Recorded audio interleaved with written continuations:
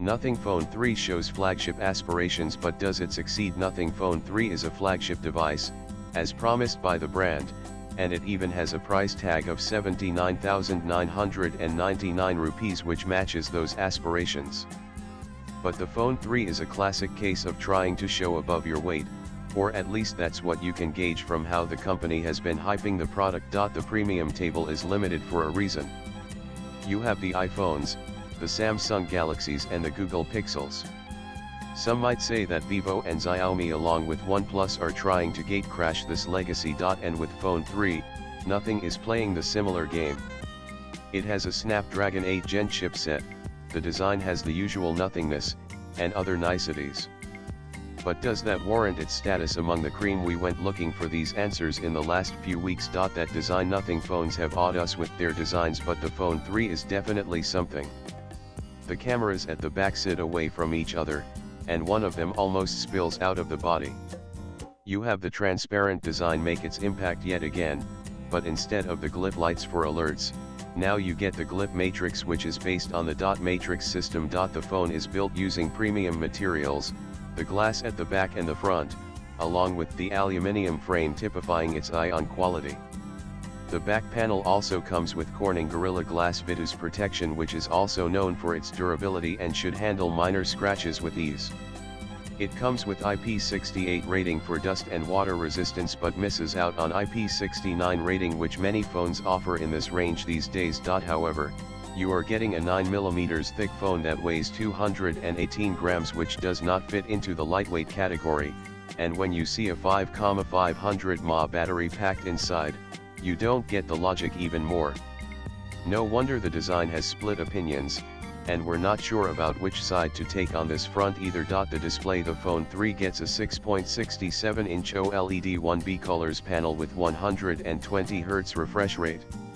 Yes, no LTPO panel here, and the screen gets Corning Gorilla Glass 7i protection, not the Vitus version, which is again strange to see.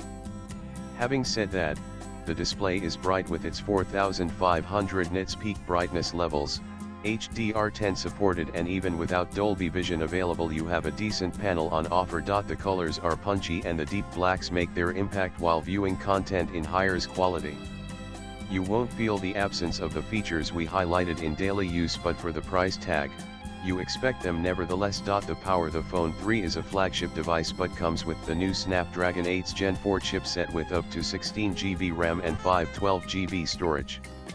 Most people expected the 8 Elite under the hood, but the brand says it has optimized the hardware to run efficiently without any complaints. Well, does it? To be fair, the 8's Gen 4 has shown its mettle and is a decent sidekick to the 8 Elite SoC, but this has already been made available for under 40,000 rupees in the market this year, which is why the questions are being asked about the choice of the chipset. And because of this, you get a USB-C 2.0 port instead of 3 or 3.2 standard. Having said that, the 8's Gen 4 on the Phone 3 is reliable, and an effective performer, but not the best you'll get. The platform Nothing OS is one of the highlights of all Nothing phones, and the brand never compromises on its quality, experience, and the overall interface. You're getting the Nothing OS version based on Android 15 for now, with the Android 16 update rolling out before the end of 2025. The software has no bloatware, the UI is slick and fluid to use, the optimization levels are a match for the flagship devices in the Android sphere. The Phone 3 experience is similar to every other Nothing device we've tested before, and that shows a level of consistency that we now fully expect from the brand. You'll be getting up to 5 OS upgrades, which is good as it will get until the Android 20 version. The cameras, the Phone 3 features a 50MP triple camera setup with wide, periscope telephoto, and ultra-wide angle sensors in the mix. The main camera manages to capture detailed and crisp shots with the right color accuracy in the subject. However, switching between lenses shows some effect as the color between the sensors look different to the eye. The periscope telephoto fares much better than we hoped, but still not at the level that you have seen with other premium phones in recent times. We're certain that a few updates can fix the niggling issues and it will improve over time.